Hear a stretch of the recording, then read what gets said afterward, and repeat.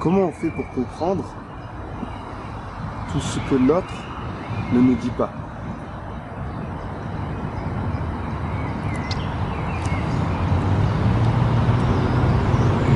Bah, il y a le langage, le langage non verbal, j'allais dire, donc le langage corporel. Je dirais, c'est le cœur à cœur qui parle. Et quand le cœur à cœur parle, finalement, il y a peu de choses qui sont laissées de côté. Quand l'autre t'offre son cœur, t'as la possibilité de communiquer directement avec lui, sans passer par sa bouche. La communication, elle se fait de manière claire. Il faut pouvoir comprendre, interpréter. En fait, il y a une vraie ouverture, c'est-à-dire l'intimité, la vulnérabilité, te permet vraiment de connecter avec la personne. Et bien sûr, pour ça, il faut une autorisation. Et quand on sent qu'on a l'autorisation, on peut aller se plonger dans le regard de l'autre, dans le cœur de l'autre, et voir ce qui se passe, comment la personne se sent, comment elle se tient. Est-ce qu'elle est plutôt en ouverture? Est-ce qu'elle se ferme? C'est des choses non palpables, mais qui se ressentent et qui se voient dans l'énergétique. Il se passe quoi quand deux cœurs se connectent? Ça devient facile. Tout devient plus fluide. Il y a beaucoup de facilité. Et dans ces mêmes autorisations là, il y a des gros traités qui se font de cœur à cœur. Quand c'est verbal, parfois, on peut se laisser tenter par plein de choses. Et quand c'est le cœur qui parle, c'est la voix de la pureté, le cœur. Donc on peut pas se tromper. Il s'exprime dans quel langage, un cœur? L'authenticité.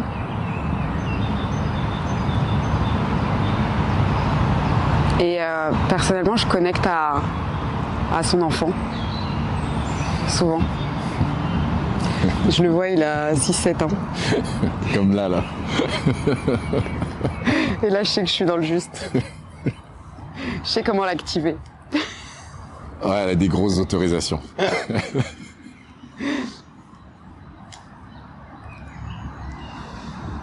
Ça voudrait dire qu'il y a une relation avec l'autre et avec vos deux enfants, en quelque sorte, intérieurs. Ah, complètement. Bah, ils traînent ensemble. Ah ouais. Ouais, ils traînent ensemble, ils sont amis. Non, vraiment, c'est ça. C'est que quand il y a cette grande confiance qui naît, ben, ça devient facile. Il y a plus de gêne. Tu peux tout faire. En fait, il y a des choses à cet âge-là que tu t'es interdit de faire devant les autres. Et si à ce moment-là, tu reconnectes à cet âge, finalement, il y a beaucoup de choses qui sont enlevées, il y a beaucoup de choses qui sont facilitées. Et c'est vrai qu'il y a de moins en moins de tabous. Et quand il y a moins de tabous, bah, on s'offre au maximum. Ouais.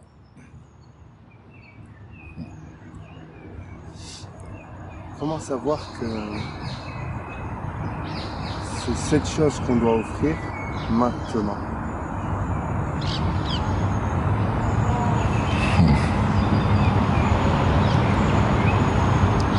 C'est le canal le plus simple. Je pense que si on passe par les autres parties du corps, il y a plein de difficultés, il y a plein d'épines, il y a plein de choses. Justement, le cœur, lui, il retient le beau. Il retient le beau et d'ailleurs, il produit le beau. Donc si le langage, il part de là, si c'est offert dès le départ, c'est un cadeau.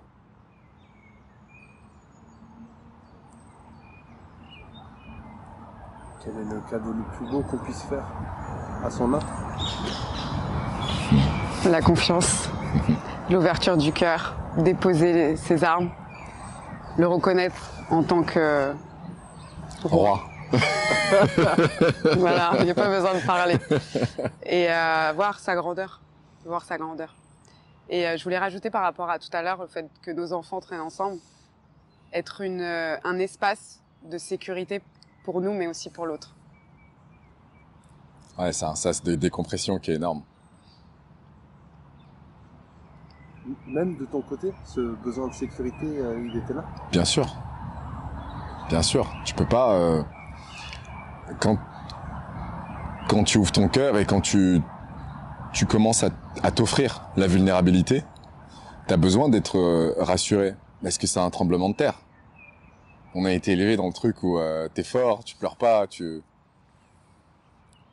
un vaillant, alors que en fait, tu peux être un vaillant de l'autre côté. Sans division, sans colère, sans force, tu peux être beaucoup plus performant avec le langage de l'amour.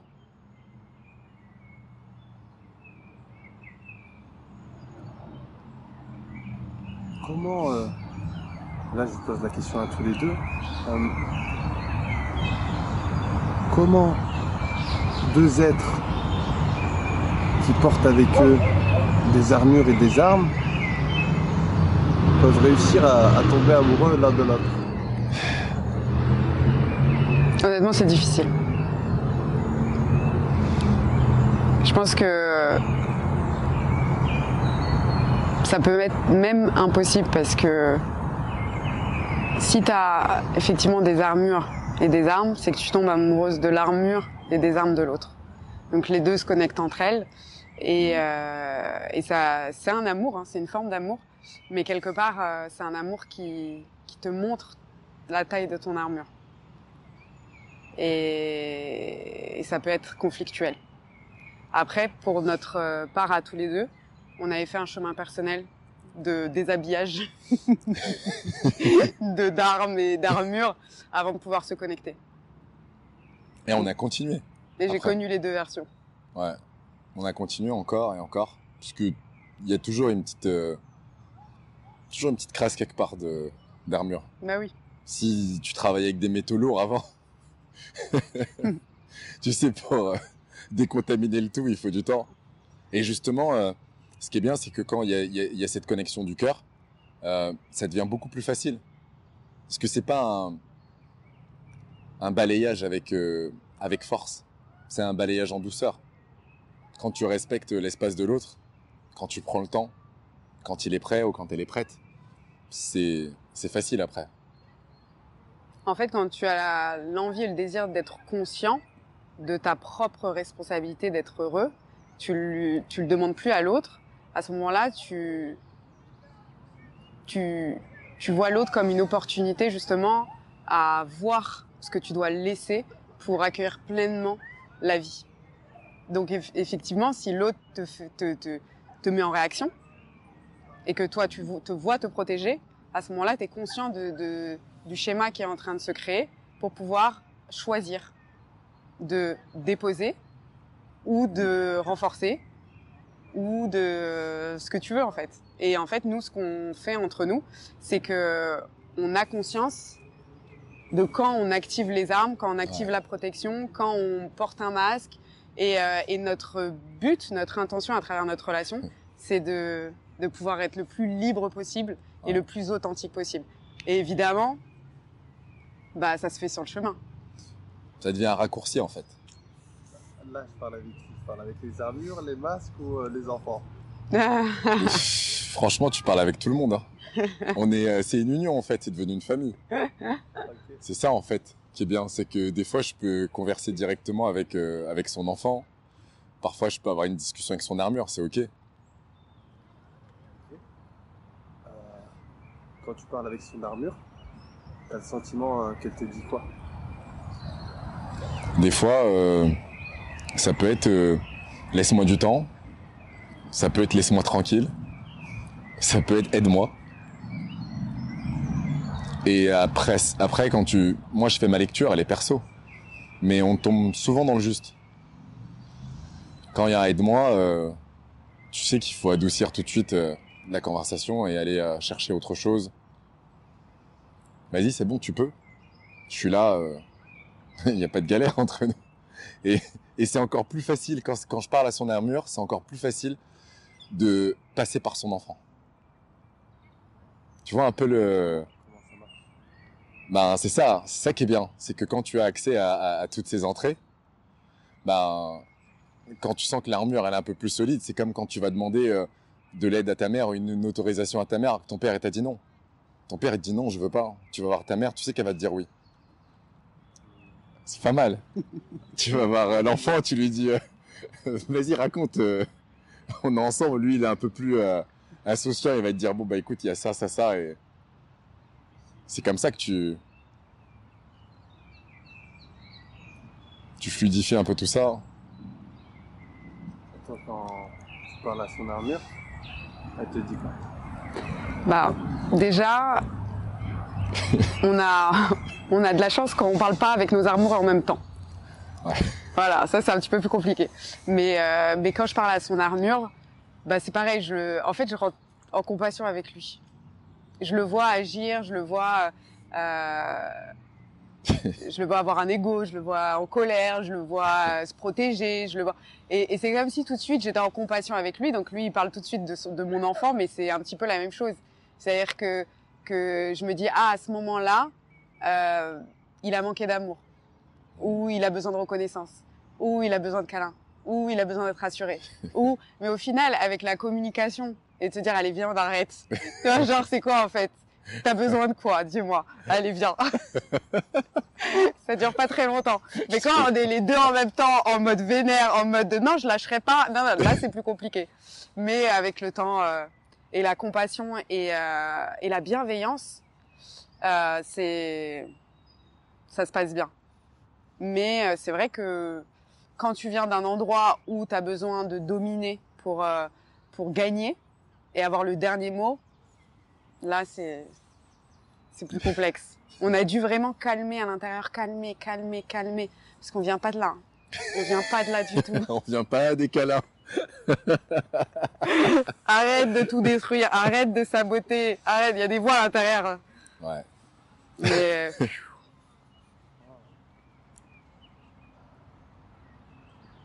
Ce qui amène quelqu'un à vouloir détruire la relation. Quand c'est au-delà de la réalité. Tu dis non, c'est pas possible que j'aime autant quelqu'un, c'est pas possible que... C'est quoi ça? Et tu sais, t'as l'autre partie de toi, t'as ton ego qui te dit quoi? Non frère, c'est quoi cette histoire? Tu vas pas te laisser faire quand même. Tu sais, t'as envie de rentrer en guerre avec toi-même, mais avec tout le reste du monde. Et au final, comme elle disait, une caresse, un sourire, ça y est, ça passe. Tu deviens une grosse victime, tu sais.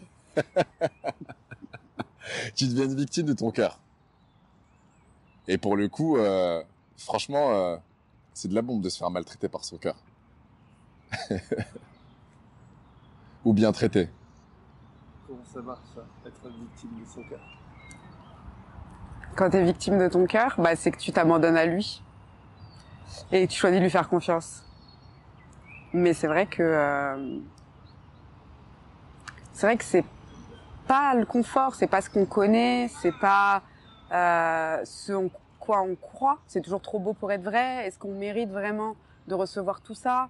Est-ce que c'est si facile, si fluide la vie? Est-ce que finalement derrière on va pas nous amadouer pour nous utiliser? Et enfin, il y a trop de messages qui viennent, qui se mettent devant le cœur et qui, en fait, il y a trop de messages qui veulent t'emmener à saboter ta relation. Et quand tu es victime de ton cœur, bah, tu t'octroies la possibilité d'être vraiment heureux, d'être vraiment en plénitude et de faire vraiment confiance et d'être beaucoup plus fort à deux que tu ne l'es seul. Je pense que c'est quand à un moment, tu te dis, mais en fait, c'est trop de la bombe d'aimer. Quand tu te dis ça, là, t'es bien. Parce qu'au départ, c'est presque ça fait partie des grandes batailles. Encore une fois, selon ton environnement, selon tout ça, c'est une bataille. Amour, aimer, c'est quoi ce truc? C'est limite, moi, tu me parlais d'amour, je pouvais courir. Je disparaissais de la table, on dîne, on déjeune, ça commence à parler d'amour, moi je disparais. Aujourd'hui, c'est plus pareil. Aujourd'hui, je me trouve, j'ai de la chance en fait. Quand on a goûté à cette force à deux, qu'est-ce qui se passe quand on se retrouve à devoir être fort tout seul? Ah, c'est là où il y a la connexion. La connexion, elle peut se faire à des milliers de kilomètres. Puisque finalement, t'es jamais tout seul. Juste une pensée, des fois, ça peut te renforcer. Juste de te dire, des fois, tu peux voir en fond d'écran, je suis avec toi, tranquille, ça va bien se passer. Ça y est, tu traverses. Parce que la confiance, elle est dans tout, dans ce que tu peux traverser dans la vie, de bon ou mauvais. Mais surtout dans le mauvais, en fait, c'est quelque chose d'incroyable. Cette puissance, c'est de se dire, même quand justement t'es tout seul, bah, l'autre est quand même là, même si elle est pas palpable. Oui, enfin, c'est inébranlable, c'est-à-dire qu'en fait, ça vient pas te retirer quelque chose. C'est ça qui est fou. C'est qu'en fait, c'est plus tu aimes, plus tu invites l'autre à aimer, plus ça t'invite à aimer, plus t'aimes les gens, plus ils t'invitent à les aimer.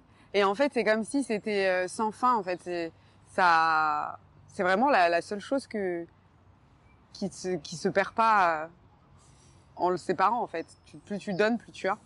Et en fait, t'es nourri d'amour, que ce soit de ton conjoint, ou que ce soit de tout ce que tu vois, t'es nourri d'amour. Donc ça t'emmène partout avec toi, en fait. Si t'es capable d'aimer, si t'es capable d'avoir le cœur ouvert, c'est toujours dispo. Bah, ça devient ton outil principal dans ta caisse à outils de la vie. Tu prends comme ça, t'as besoin d'une perceuse parce que tu veux défoncer un mur. Bah, ton outil principal, si c'est l'amour, quoi qu'il, seul ou accompagné, t'es au max. L'amour, c'est l'outil principal. Vous avez tous les deux une caisse à outils. S'il y a un outil que vous engagez à ne jamais sortir, un différent pour chacun, ce serait lequel? Votre outil, vous savez que celui-là, faut pas y toucher. Faut pas activer la destruction massive. Hein. Okay. Celle-là, on la connaît bien. Hein. On la connaît super bien. Elle fait des dégâts, celle-là. Ouais, l'outil gâcheur. Tu sais, cette carte... tu sors des cartes Pokémon, tu sors la carte gâcheur, tu vois. Si tu veux détruire la reine, bah tu sors la carte gâcheur. Et celle-là, faut la laisser loin. Hein. D'accord. Super intéressant. Merci à vous deux. Merci. Merci.